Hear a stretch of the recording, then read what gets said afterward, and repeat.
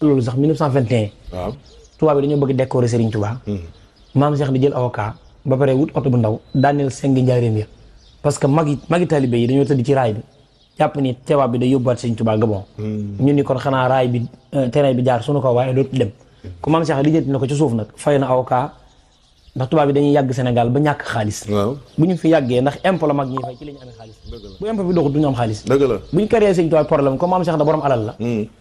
mu fay avocat ñu bàyyiwaat ko fi te lu seer lañ koy fayee ko. yaa ngi dégg. waaw léegi mu wut oto bu ndaw Serigne Touba ci la dugg jaar ca seng we ñu daaneel seng mu ñëw Dakar bi mu ñëwee ñoo ngi ko dalal défoncé fi ñuy wax kër Jean Thiam moo ko moomoon.